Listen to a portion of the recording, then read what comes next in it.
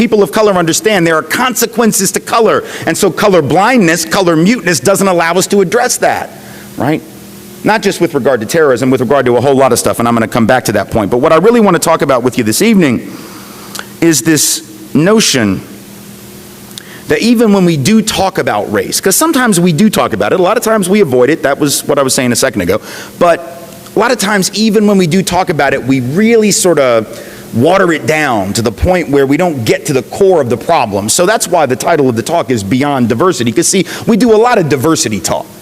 We've been doing that for a very long time. That's not real new, you know. Colleges have been doing it for years. Corporations have been doing it for years. Community organizations, even churches and synagogues and mosques and all kinds of civic organizations have been talking about diversity and how we want to promote diversity and celebrate diversity and all that. We've been talking about that for years. But what does it mean? Because it seems to me that when a term of art becomes so common as the one known as diversity has become, there comes a point where you have to ask, what's the real meaning of that word? If it becomes so common that everybody can use it, even though we're not all on the same page about what needs to happen in regard to it, then that becomes a word that means everything and nothing at the same time. What's up, YouTube family? Welcome back to my space. This is Ivan Srayola. Guys, on today's video, we want to talk about Tim Wise. We all know that Tim Wise is a very prominent anti-racism speaker. He speaks to people against racism. He's a white professor who moves places speaking about anti-racism, you know, and Tim Wise is so influential when we talk about matters racial prejudice in the US. So Tim Wise is a prominent anti-racism educator and author, often discusses themes related to white privilege, systematic racism, and racial equity. His work Beyond Diversity likely touches on how diversity initiatives often fall short in addressing deeper systemic issues such as institutional racism, white supremacy, and social inequities. In many of his talks and writings, Wise emphasizes that diversity alone does not equate to equity or justice. Instead, he urges that focusing solely on diversity, such as numerical representation, can obscure the need for more profound structural changes. Beyond Diversity likely suggests that institutions should not only focus on increasing the presence of marginalized groups, but also dismantle the barriers that maintain inequality and privilege. So guys, I want us to watch this video of Tim Wise speaking about Beyond Diversity. The topic was called Beyond Diversity. He's trying to say that he believes that there are better ways that can be used to handle the issue of racism in the US. So guys, I want us to watch this video. Once the video ends, we will get back and do a critical analysis of the same. Let's watch this, guys. It is especially good to be here because I do know, and I joke about it, but I do realize that in many ways, this conversation about race and racial equity in particular is not one that people gravitate to automatically because it is fun. No one really likes to have this conversation. And I'm not saying that just from my own 23 years of experience. I'm saying it based on what the social science research actually tells us. The research has actually been done on this, and it finds that neither people of color nor white folks really enjoy having discussions about race and racism and racial discrimination or inequality, and that's for different reasons, but both of those reasons are worth exploring. So for people of color, for instance, what the research tells us is that for black and brown folk, they really don't like talking about this with white people in the room. Surprise, surprise, right? Shocking. Folks of color don't really like talking about race with white folks around. Why? Well, according to the research, it's because they have enough experience after years of living that tells them that when they raise these issues, even if it is only to express their own lived experience with racism and discrimination and inequality, that too oftentimes large numbers of us, those of us who are white, not all of us, but large numbers of us, oftentimes the overwhelming majority, will shut down around that conversation will, in a sense, minimize their concerns, marginalize their narrative of their own life, for God's sake. Maybe even retaliate against them professionally or educationally for bringing up the issues. And so, in a sense, people of color have learned over a lifetime that sometimes it's easier to just shut down, you know? It's easier to just not talk about it at all rather than being accused of exaggerating or making a mountain out of a molehill or playing the race card, which is a nice and tidy phrase that white folks came up with 10 or 15 years ago when we decided we'd rather not deal with the reality that other people live, you see. So we'd rather just put it off to exaggeration, seeing things, playing a race card, which, by the way, if you don't learn anything else from this conference, learn at least this. If we actually are going to claim that race is a card, we ought to at least be honest about which card that is. I don't know how many of you play poker, but I can assure you that if race is actually a card, it has all the weight and power of the two of diamonds, which is to say not much, right? That is a pretty weak card. It doesn't actually win any hand in any game that you're playing, right? So the idea that people of color would exaggerate the problem of racism so as to somehow get somewhere in larger society or win an argument with those of us who are white doesn't make a lot of sense when you realize that every time people of color bring it up, even when it's completely valid and legitimate, they get shut down. They get ignored. They get accused of exaggerating. So it's very obviously the case, and the research tells us, that people of color not only don't exaggerate the problem, if anything, they minimize the problem in their conversations with us for fear that no matter how true the allegation is and no matter how real the problem is, that we aren't prepared to hear it. Now, for white folks, the research says we have a fear as well that keeps us from wanting to talk about race around people of color. It's not the same fear that people of color have. It's not the one about being marginalized or having our beliefs minimized, let alone being retaliated against. That's not what we're concerned about, according to the research. According to the research, what we're worried about is that, oh my God, if we talk about race and people of color are in the room, we're gonna make a mistake, we're gonna say something stupid, we're gonna screw up, you know, and then they might think we're racist because we're gonna say the wrong thing. Now, what's interesting about this is that the presumption that somehow a lot of whites apparently have, according to the research, that says that if we talk about race, that's when we're going to make people of color think that we're racist. The irony of that is the research actually tells us that people of color already assume that we probably are. Whether or not we talk, like opening our mouth is not the thing that makes people of color assume that we might be racist. What makes them assume that we might be racist is that we live in the United States of America, a country in which we have been conditioned from birth, generation in and generation out, to have certain racial assumptions and stereotypes. People of color are not being particularly judgmental or harsh when they make this assumption. They're just saying, for God's sake, you grew up here, we grew up here, we internalized some of this nonsense against ourselves, so we pretty much assume that you did too. That's all folks of color are saying. Right, is that if you grow up in a society where race and racism and racial prejudices and stereotypes have been embedded in the very fabric of the community, what are the odds that you escaped that? People of color would tell you the odds are zero, right? So the idea that we're going to keep our mouths shut and somehow keep people of color from thinking we have racial bias is sort of a fool's errand, because they've already started out with the assumption that, you know, probably that's part of our character. And interestingly, there's a whole third body of research which comes out of Northwestern University in Chicago a couple years back, which finds that, interestingly enough, and again ironically, it is precisely at the moment when white folks don't want to talk about race and we shut down around it, even though it's the elephant in the room, it's precisely at that moment that we most confirm in the eyes of people of color that the reason we're being quiet is because we have something to hide, right? So at that very moment when race is the obvious issue and we don't talk about it, black and brown folk look at us and go, yeah, see, I think I know why you're not talking, because I think you're covering up. So if anything, we'd be better off to just take the chance, wouldn't we?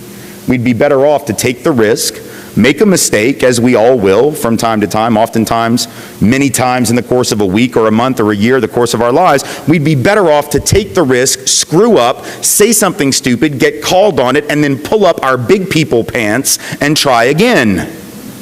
But instead, we run away from the conversation like children. It's not doing any good. It doesn't allow us to deal with the problem. But unfortunately, we live in a culture, don't we, in which we're being told that we don't really need to have this conversation around race anymore. People would look at you assembled here for a conference on this, assembled here to hear a talk called Beyond Diversity, Challenging Racism in an Age of Backlash, and they would say, what in the world are you here for? Why would you come to this? Why would you need to? What do you mean, racism in an age of backlash? What do you mean? How could we possibly have a problem with racism, they would ask you. Maybe you have, or others you know have asked you this question, or you've asked it yourself. How could we possibly, they say, have a racism problem? After all, we have a man of color as president. So done, we're done. Let's move on. I get these emails all the time, right? I get these emails and they all, you know they're going to be crazy because they're all capital letters, right? And red font. Like I wouldn't have known you were pissed if you took the cap lock off. You know? I'd have had no idea you were angry at me. The death threat, the go kill yourself thing, that like I would never have figured that out. But the capital letters, that's what made me know that you didn't like me much. I get these emails, they say, well, Tim. I remember I got this one like the day after President Obama was elected the first time, right? The very next morning, woke up, hadn't even had my first cup of coffee. Opened up the computer and there it was. Well, Tim, oh God, you know. Looks like you're gonna have to get a new hustle, because you know that's what this is. It's a hustle. Because I can very distinctly remember being 20 years old, looking in the mirror and saying to myself, now what is my hustle gonna be? And I thought about it for hours, days, weeks, and finally I concluded, because who wouldn't, that my hustle should be fighting white supremacy, because that always works out so well for those who choose that line of work. You're going to have to find a new hustle, aren't you? Because now that President Obama is president, right, racism is obviously dead. So what are you going to talk about now? You know, and I heard that over and over, and I'm sure you've heard some iteration of it in the course of the last 5 years or so. This idea that the man of color being president somehow suggests that racism has been either eliminated or at least diminished to the point where we really don't need to have conferences about it anymore or talk about it as a serious social problem. I would like for you to process this logic with me for just a second. It won't take long, and then we can move on to more serious matters. To suggest that individual accomplishment on the part of a man of color tells us something about larger systemic truth is by definition irrational. How do we know that? We know it because we can think of other examples that prove it. If I were to tell the women in this room, for instance, that if you really wanted to have equal opportunity in society, you should move to Pakistan, Israel, India, Great Britain, or the Philippines. Why? Because they've all had women as heads of state. We still haven't. I'm imagining that every woman in the room would know that was irrational advice. Right? If I were to tell you what you really ought to do, women, is pack your bags and move to Karachi, because there you will have full equal opportunity. Why do I know this? Because Benazir Bhutto, a woman, was elected head of state in Pakistan not once but twice. Now, of course, since she has been assassinated, so that lets you know how much some people loved her. But she did win. We still haven't had a female head of state, but I assume that every woman in the room, I assume my 9-year-old daughter, who knows nothing about Pakistan, Israel, India, Great Britain, the Philippines, or any other nation that's had a female head of state, I assume that even she would understand that to believe an individual woman attaining a powerful position somehow suggests that women on the whole are no longer subjected to patriarchal oppression was nonsense. And that's from a 9-year-old who doesn't even know what the words patriarchal oppression even mean. Even she would see through that, right? Because individual accomplishment doesn't tell us anything about institutional truth. That's why, you know, an individual African-American woman, Madam C.J. Walker, could become a millionaire in 1911 selling beauty products to black women that white cosmetics firms didn't feel the need to manufacture, market, and distribute. Madam C.J. Walker became the first African-American millionaire, but that was in 1911, which on balance was not a good year to be black in America. 63 African-American folks lynched that year. The fact that she became a millionaire didn't obviate the fact that we were a racial fascist society at that time. There have always been people, as James Baldwin told us some 45 years ago, there have always been those who in the teeth of the deepest oppression were still able to overcome those obstacles. That tells us nothing about the larger society. And yet people are telling us, well, all right, maybe so, but you know, you still shouldn't talk about this. Because to talk about it just makes the problem worse, right? I get those emails too. Also in capital letters, right? The ones that say, well, it's people like you who are keeping racism alive. If you just wouldn't talk about racism, it would go away. It's people like you who insist on talking about it that keep it going. And again, I would have you process the logic of this with me for just a second. It will not take long. I want you to process the argument with me That somehow, when you have a major social problem, that the answer to that is talking about it less. And I would have you ask yourself, is there any other social problem on the face of the earth about which you would say that? Or about which anyone would say that? That yes, there's this problem, and the way we're going to solve it is to not talk about it. And if you're having a hard time coming up with another example, I will be happy to give you one. Here it is, world hunger. Let's think about that. If I were to stand up here and tell you this evening, rather than the talk I'm giving you, rather than that, give you a talk about world hunger and say, you know, there are billions of children all around this earth who are starving right now as I speak for lack of adequate nutrition, how many of you would respond by saying, shh, oh my God, fool, don't talk about that. What in the world are you doing? If you talk about hunger, people are going to starve. That's how that works. My God, what kind of fool are you? On the other hand, if you would just stop talking about it, food would miraculously appear on the plates of those children, and they would have enough to eat. My God, what an amazing solution to world hunger. Why didn't we think about that? We could have done that. It's cheap. In fact, it's free. Just stop talking about it, and everybody has enough food. Bono could go back to making music, and the world would be so wonderful. Why haven't we thought about that? Because it's stupid as hell. That's why. It makes no sense whatsoever. You worried about crime? That makes sense. I'm worried about crime. Crime's a problem. I've been held up at gunpoint. Had my apartment broken into many years ago. I had my car broken into, right? I've been the victim of crime. Shh. My God, don't talk about crime. You talk about that, someone's going to get carjacked this evening. If you just wouldn't talk about it, we could empty the jails and prisons, fire all the cops. My God, what an amazing answer to the problem of crime. No, it's not. It's ridiculous.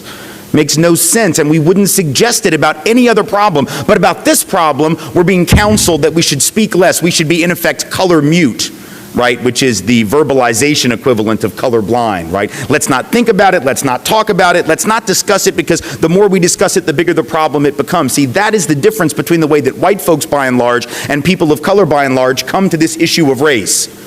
Too many of us in the white community believe that we need to talk about it less, notice it less. My God, let's not see color. Let's not think about color. People of color understand that if you don't see color, you don't see the consequences of color, you see. As Julian Bond's civil rights legend tells us. To be blind to color is to be blind to its consequence. And if you don't understand the consequence of color, all you need to do, and this is particularly pertinent right now, is think about the way in which this country responds to terrorism when it is perpetrated by brown folk as opposed to when it is perpetrated by white folk. Now, I don't know if you've seen the images that have been released in the last 2 hours of the suspected bombers in Boston, but they are not as they were reported to be. You remember yesterday and the day before, it was, dark-skinned male being sought. Yeah, they found 2 dark-skinned males. By dark-skinned, I mean light-skinned, right? Which is to say they did not fit the description, but now there are already 4 or 5 reports circulating in this country, and particularly in Boston, of Arab Americans being attacked because the presumption, right, the consequence of their color and their faith, the combination of those two things, or just the presumption of their faith, because hell, you don't know somebody's Muslim by looking at them, right, was that they were responsible naturally, because if it's terrorism, they must be. Now you got these 2, what look to me to be white frat boys, backward baseball caps, you know. Looks like every frat party I ever saw. But we're not going to start profiling them, or as now is the meme on the internet, if y'all haven't seen it, is brofiling. We're not going to start brofiling them. Maybe we should, but we won't, right? Because the consequence of color is when white folks do crazy stuff, it doesn't end up sticking to the rest of us. And I wrote a piece on this 2 days ago, which has gone pretty viral. Some of y'all might have seen it. I listed 50 names of white terrorists going back the last few decades, 50 names, only a few of which you'll even recognize. Yeah, you'll recognize Ted Kaczynski, the Unabomber. You'll recognize Tim McVeigh and Terry Nichols. You recognize Eric Rudolph, maybe the Olympic Park bomber in '96. But the rest of them, odds are pretty good you never heard of any of them. Why? Because we don't talk about them the same way that we do those who commit terrorism with brown skin and a Muslim faith, right? And so you have 50 examples, and none of it stuck to white folks. I'm not worried that if I wore a baseball cap backward for some strange reason at 44, I mean, it'd be weird. I probably ought to be pulled out and profiled for that. But I'm not worried that if I did that, that somehow it's going to stick to me. See, people of color understand there are consequences to color, and so color blindness, color muteness doesn't allow us to address that, right? Not just with regard to terrorism, with regard to a whole lot of stuff, and I'm going to come back to that point. But what I really want to talk about with you this evening is this notion that even when we do talk about race, because sometimes we do talk about it, a lot of times we avoid it, that was what I was saying a second ago, but a lot of times even when we do talk about it, we really sort of water it down to the point where we don't get to the core of the problem. So that's why the title of the talk is Beyond Diversity, because see, we do a lot of diversity talk. We've been doing that for a very long time. That's not real new, you know. Colleges have been doing it for years. Corporations have been doing it for years. Community organizations, even churches and synagogues and mosques and all kinds of civic organizations have been talking about diversity and how we want to promote diversity and celebrate diversity and all that. We've been talking about that for years. But what does it mean? Because it seems to me that when a term of art becomes so common as the one known as diversity has become, there comes a point where you have to ask, what's the real meaning of that word? If it becomes so common that everybody can use it, even though we're not all on the same page about what needs to happen in regard to it, then that becomes a word that means everything and nothing at the same time. And I'm not real impressed by words that mean everything and nothing at the same time, because it doesn't tell us much about where we need to go. And with regard to diversity, that's what's happened in this country. So it's one thing to talk about diversity, it's another thing to talk about justice and equity and what that looks like. They are not the same. What's the problem with the diversity focus, whether it's corporate America or colleges and universities or high schools or civic groups? Well, a couple of things. First of all, when we talk about diversity in the abstract, which is what we usually do, what we end up doing is putting all the focus and all the attention and therefore all the pressure and the spotlight on the other, right? Those who were different than the norm, whatever the norm may be. So those who were different, we put the spotlight on them and we basically say, hey, we really want you to be part of our thing, right? But we never actually interrogate our thing. We just basically say, yeah, we want more brown faces in this space. We want more people like you to come and be part of us, but we're not going to ask questions about us. That was a very, very powerful talk by Tim Wise. We all know that Tim Wise is one guy who has been pushing for equity when it comes to matters races in the US. Tim Wise has always pushed for the white race and the colored people to come together, and for the white supremacists to stop their supremacy and come together and treat black folks as equals. He's been pushing these for so many years.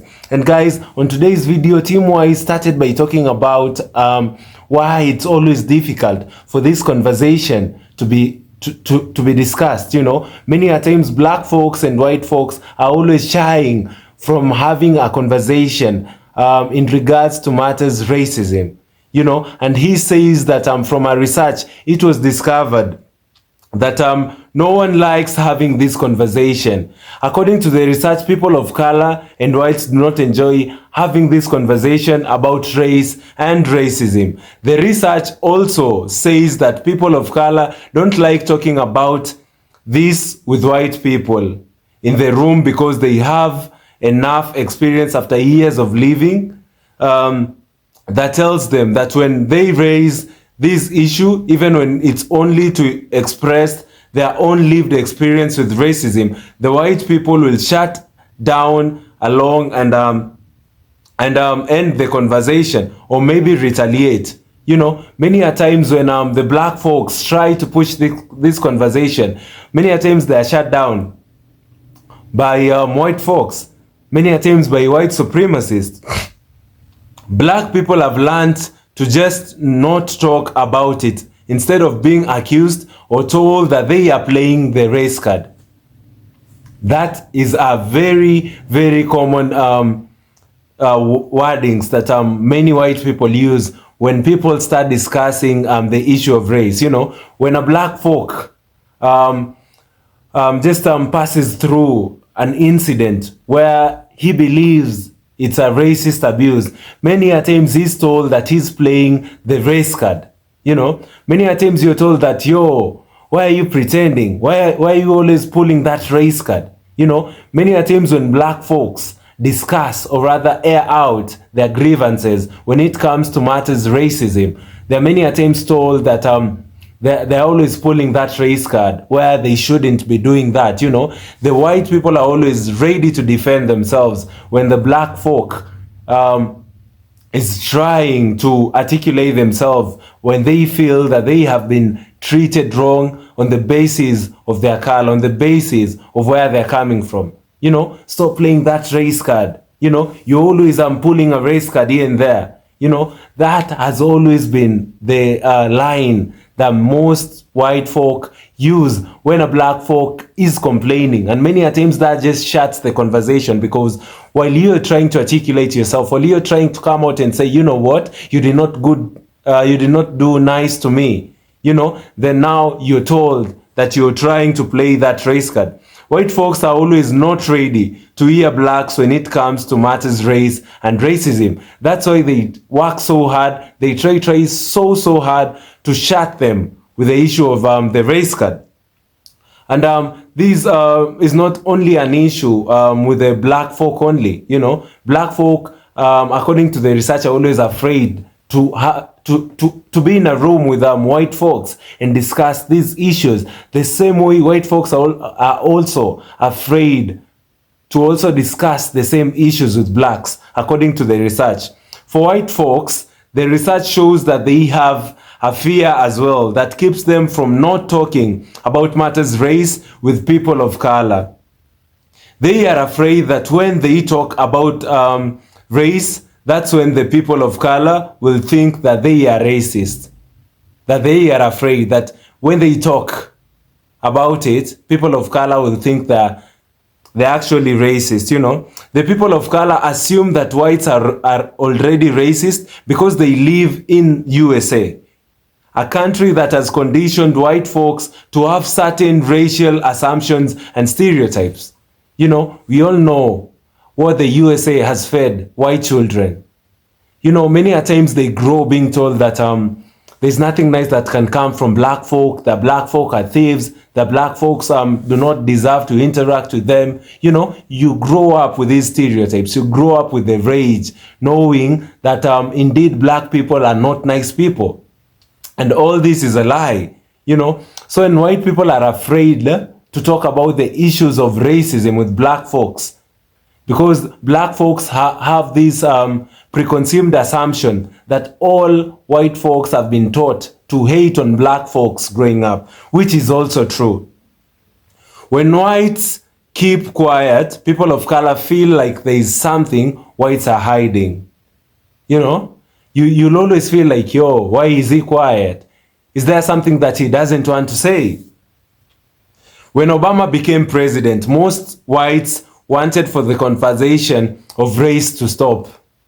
These were now, they're trying to pull the issue of majority. That now that Obama has become president, most white people wanted the conversation of race to stop. It's irrational to suggest that individual accomplishments for people of color tells us something about the larger systemic truth. Individual accomplishments does not tell us anything about institutional truth. He gives an example of famine, people lacking food. Does it mean that when we start a conversation about the effects of them lacking the food, then now they shall lack it even more? It doesn't make sense. When we start talking about issues that are affecting us, there are higher chances that now the issues can be solved. When we come on board and say that children in Africa are dying of hunger, then now we can come up with strategies to give them food. That's just but an example. So when you say that racism, that having talks in regards to racism will make racism even to be more prevalent, to be even more, that's a lie. When you have the conversation, then it becomes even easier. When we say that we do not feel nice, when white folk treats us in a certain way, it's easier now for the situation to be solved, for the problem to find a solution. There's no way you'll say that when we talk about racism, then now we are giving racism higher chances. It doesn't make sense. That's so irrational. Saying that Obama was the president of the US, there's no need to talk about racism. A black folk was once a president. Somebody of color was once a president. So there is no way you all will be trying to push for the analogy of racism. we do not want this conversation. That's not a good way to handle this. Not talking about racism is never a solution. We'd rather talk about it than find a solution to the beast, which is racism. To be blind of color means to be blind. To be blind of color means to be blind its consequences. If you're blind of color, then now you're blind to the consequences of you trying to be blind of the issue of color. There is no way you can say that there are no these colors. It's time that people start talking about these issues. It's time that these issues are brought openly. It's time that forums are created where white folk and black folk meet and all of them express themselves. Because in the 21st century, the biggest problem yet is still racism. And I'd be so happy if such videos by Team Wise, if such topics, we do more and more of the same, so that we may be able to learn from each other. We may be able to grow as a people. We are all human beings. We are one people.